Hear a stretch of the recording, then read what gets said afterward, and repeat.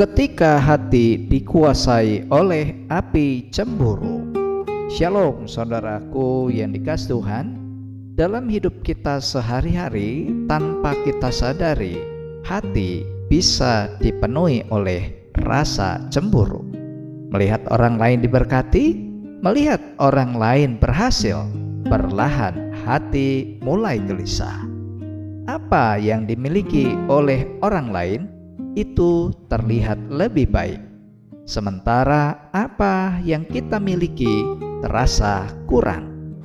Saudaraku, Rahel mengalami hal ini. Ia melihat Lea kakaknya memiliki anak, sementara ia tidak.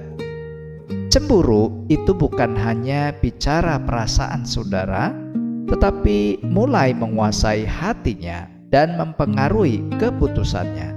Dari bagian ini kita akan belajar ketika hati yang dikuasai oleh api cemburu dapat membawa kita menjauh dari Tuhan.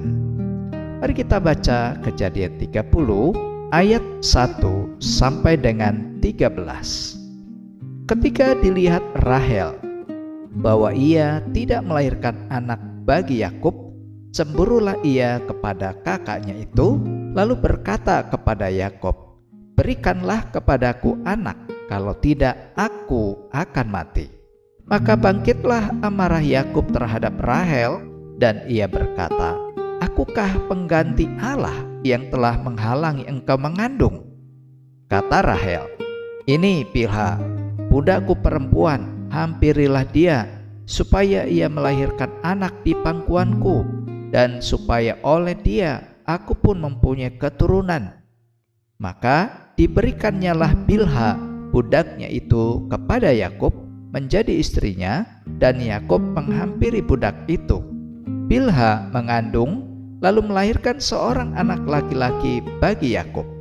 Berkatalah Rahel, "Allah telah memberikan keadilan kepadaku, juga telah didengarkannya permohonanku, dan diberikannya kepadaku seorang anak laki-laki. Itulah sebabnya ia menamai anak itu Dan. Mengandung pulalah Bilha, budak perempuan Rahel, lalu melahirkan anak laki-laki yang kedua bagi Yakub. Berkatalah Rahel, "Aku telah sangat hebat bergulat dengan kakakku, dan aku pun menang." Maka ia menamai anak itu Naftali. Ketika dilihat Lea bahwa ia tidak melahirkan lagi, diambilnyalah Silpa budaknya perempuan, dan diberikannya kepada Yakub menjadi istrinya. Dan Silpa budak perempuan Lea melahirkan seorang anak laki-laki bagi Yakub. Berkatalah Lea, "Mujur telah datang." Maka ia menamai anak itu Gad. Dan Silpa budak perempuan Lea melahirkan anak laki-laki yang kedua bagi Yakub. Berkatalah Lea, "Aku ini berbahagia. Tentulah perempuan-perempuan akan menyebut aku berbahagia." Maka ia menamai anak itu Asher. Nah saudaraku, 3 kebenaran sejati yang kita temukan pada bacaan ini. Yang pertama, cemburu membutakan hati di ayat 1. Pada ayat 1 ini kita membaca bahwa Rahel iri kepada kakaknya Lea. Ia tidak lagi melihat berkat yang ia miliki, tetapi hanya fokus pada apa yang tidak ia punya. Cemburu membuat hati tidak pernah puas. Apa yang ada terasa kurang, dan apa yang tidak ada menjadi pusat perhatian. Nah, saudaraku, seringkali kita pun juga demikian. Kita lupa bahwa Tuhan sudah memberi kecukupan. Yakobus 3:16 berkata, "Di mana ada iri hati, di situ ada kekacauan."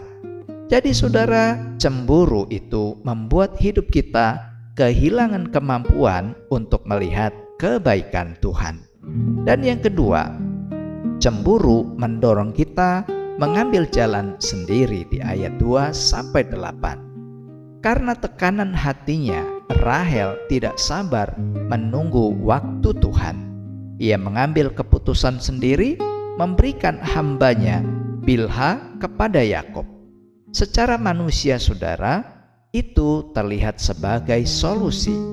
Namun sebenarnya itu lahir dari emosi yang dibakar oleh api cemburu, bukan dari iman.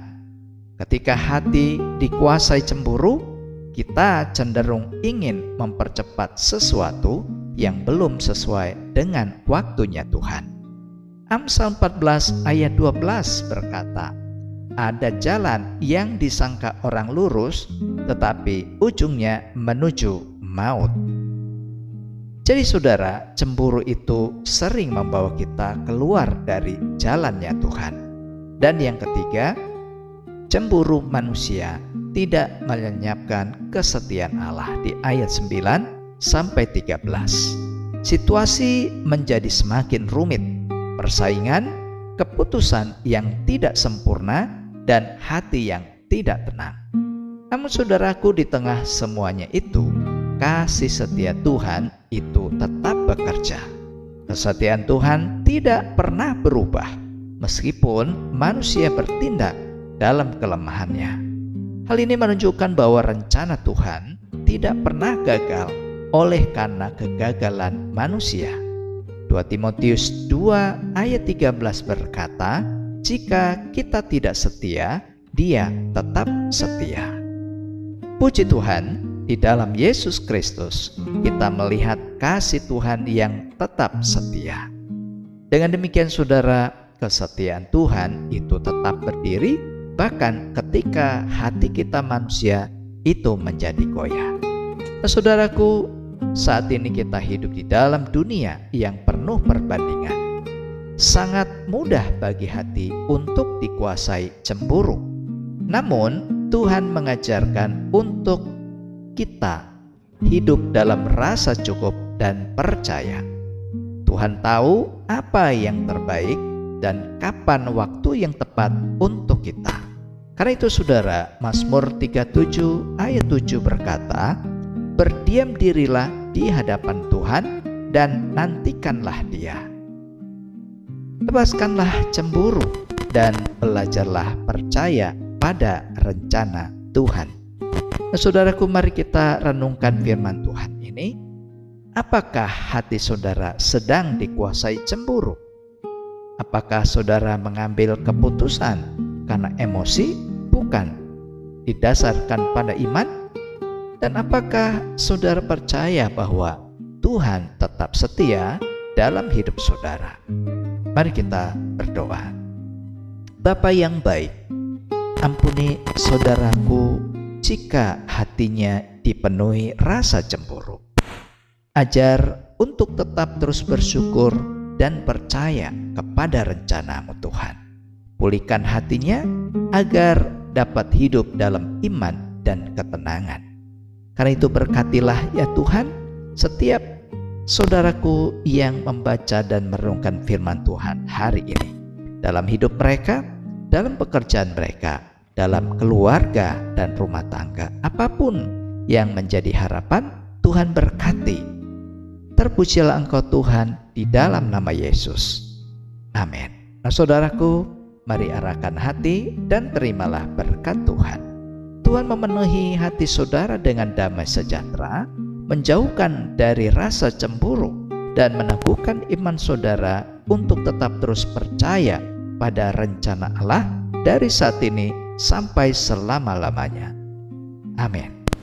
Jika membutuhkan konseling, doa, atau percakapan pribadi, saudara bisa hubungi nomor yang tertera pada video ini. Demikian firman Tuhan hari ini saudara. Tuhan Yesus memberkati dan sampai jumpa pada renungan SKS selanjutnya. Shalom.